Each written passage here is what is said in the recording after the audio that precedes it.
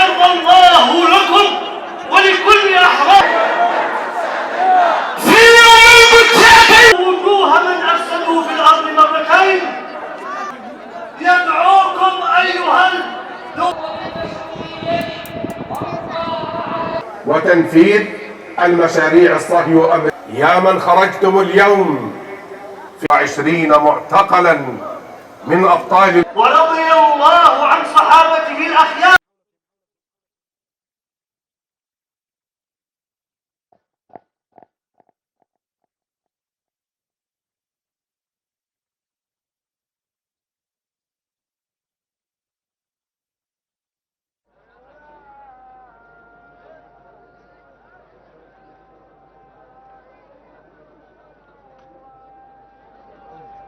الأخوة الذي حول السلالم حق السماعة كتب الله أجرهم. ابعدوا عنها تماما، ابعدوا عنها تماما، لأنه تسقط السماعة فوق الناس. ابعدوا عنها تماما، كتب الله أجرهم.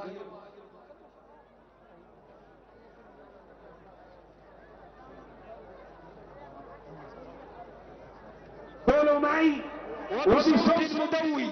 فاليوم الخروج في حد ذاته كما قال الشهيد القائد رضوان الله تعالى عليه جهاد في سبيل الله، فلا بد أن نبذل الجهد بكل ما أوتينا من قوة. الكل استعداد كامل، ويرفعوا بأياديهم. الكل ارفعوا في أياديكم بنادقكم التي هي مفاتيح القدس. هذا هو مفتاح القدس.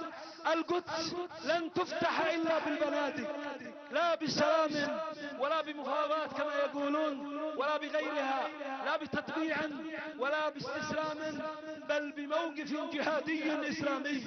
ارفعوا بنادقكم عاليا، ارفعوها عاليا ورددوا معي بأعلى صوت وأنتم تقبضون على بنادقكم وقبضاتها. اليوم الشعب اليمني خرج بقلبه وقضيضه لإعلانه عن موقفه الدائم والثابت والمبدئي تجاه قضايا الأمة العربية الإسلامية، وفي مقدمتها القضية الفلسطينية المحورية المركزية لهذه الأمة. رغم الحصار، رغم العدوان، رغم مضي 6 سنوات على هذا العدوان الغاشم والذي يعتبر عبارة عن ضريبة يدفعها الشعب اليمني مقابل هذا الموقف الثابت والمبدئي والذي لن يتخلى عنه بإذن الله سبحانه وتعالى حتى تحقيق النصر للأمة العربية والإسلامية بإذن الله سبحانه وتعالى.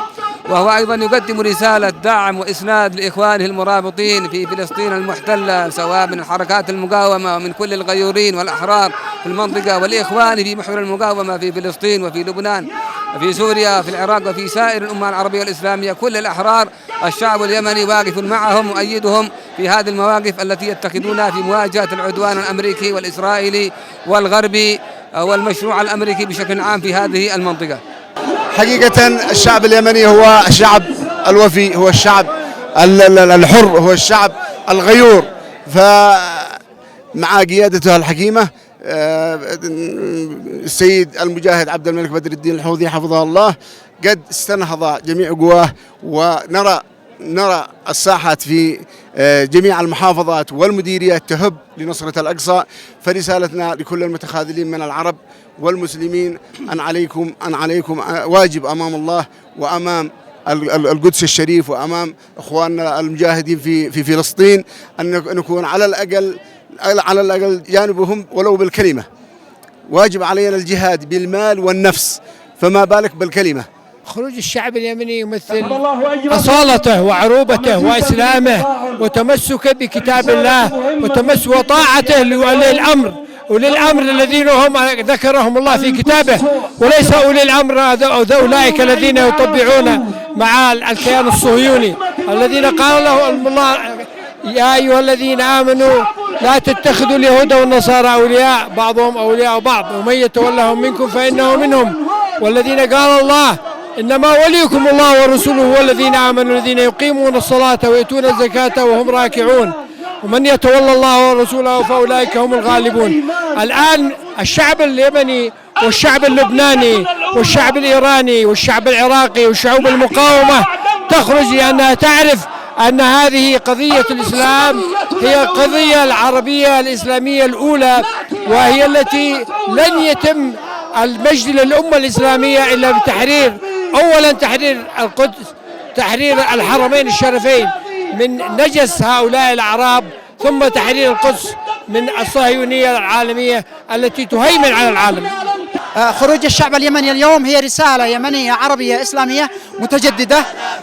ندعو من خلال هذه الرسالة كل أحرار العرب والمسلمين إلى الالتفاف حول قضية فلسطين، حول المقدسات، حول القضية الهامة التي كانت ولا زالت محور الصراع مع العدو الصهيوني ومع كل داعميه من أمريكا والغرب. وبالتالي هي رسالة شعب ورسالة مجتمع في كل الساحات، ما يقارب من 50 ساحة اليوم خرجوا ليعطوا رسالة واحدة، أننا في الصف العربي، في الصف الإسلامي، في الصف المناهض للتطبيع، المناهض لكل المشاريع الساعية لانسلاخ هذه الأمة من هويتها العربية الإسلامية. اليوم يخرج الشعب اليمني في هذه الظروف الصعبة، ظروف العدوان والحصار، ليؤكد على مبدئية موقفه تجاه قضية فلسطين، وأنها القضية الأولى والمركزية بالنسبة له، حتى لو حصل عليه هذا العدوان وأكبر من هذا العدوان لا يمكن أن يصرفه عن هذه القضية. اليوم أيضا يخرج اليمنيون ليس في هذه الساحة بل في أكثر من 40 ساحة ليعبر على أن قضية فلسطين حاضرة في ذهنه، بل إنه سيتحرك بإذن الله تعالى ليحرر المسجد الأقصى وليحرر فلسطين من دنس الغزاة بإذن الله تعالى. وكما واجه العدوان هنا واستطاع أن يهزم هذا العدوان وهذا التحالف بإذن الله تعالى، سيتحرك يوما من الأيام ليكون في موقف المواجهة مع العدو الإسرائيلي، وتتحرر فلسطين على أيديهم بإذن الله تعالى وعلى أيدي جميع الأحرار في هذه الشعوب العربية الإسلامية. الشعب اليمني هو يخرج في هذه المناسبات وفي غيرها فيما يخص القضية الفلسطينية لإيمانه الكامل بأهميتها وبمركزيتها، وأنها قضية دينية في الدرجة الأساسية والرئيسية. نوجه رسائل عدة من خلال خروجنا في هذه المظاهرة. الأولى للعدو الإسرائيلي أننا لن نترك فلسطين ولن نترك الأقصى ولن نترك حتى ذرة تراب واحدة تحت الاحتلال، سواء الإسرائيلي أو الأمريكي أو ما كان يكون. والرسالة الثانية للمطبعين نقول لهم أنهم لا يمثلون إلا أنفسهم، أما الشعوب فهي تعرف من عدوها ومن صديقها. والرسالة الثالثة لإخوتنا الفلسطينيين أنكم لستم وحدكم في هذا الميدان، وأننا معكم يدا بيد وكتفا بكتف، كما قال السيد القائد عبد الملك بدر الدين الحوثي رضوان الله عليه. يعني الشعب اليمني اليوم يوجه رسالتين هامتين. الرسالة الأولى يوجهها لفلسطين، يعني صاحبة هذه المناسبة، بأن الشعب اليمني رغم ما يتعرض له من عدوان ومن حصار إلا أنه يأبى أن يخرج في كل المناسبات التي يعني تؤكد على القضية الفلسطينية وعلى مظلوميتها. الرسالة الثانية يعني هي بصقة في وجه كل الأنظمة المطبعة التي تتهافت على الارتماء في الحضن الصهيوني، بأن كل أفاعيلهم هذه وإن كانوا يظنوا أنها ستكون الحافظة لعروشهم فإنها ستتحول إلى هباء، وفي النهاية سيكون النصر هو للشعوب، لكل الشعوب. الشعب اليمني اليوم يعني هو يقف نموذجا هائل للشعوب العربية والإسلامية التي يخرج بعضها اليوم في إحياء هذه المناسبة، مناسبة يوم القدس العالمي. نحن لا نوجه رسالة وإنما إنذار لأمريكا وإسرائيل، ونقول لهم بأن هذه المسيرات ليست تلك القمم التي كان يعقدها الزعماء الخونة، وإنما نحن بهذه المسيرات نسير إلى القدس بإذن الله. وعلى أمريكا وإسرائيل أن تعد نفسها وأن تحسب من اليوم إنه العد التنازلي لسقوط أمريكا وإسرائيل.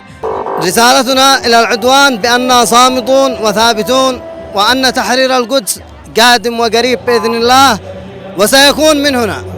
والله خروج مشرف وعظيم بهذا القدر، خروج ملاييني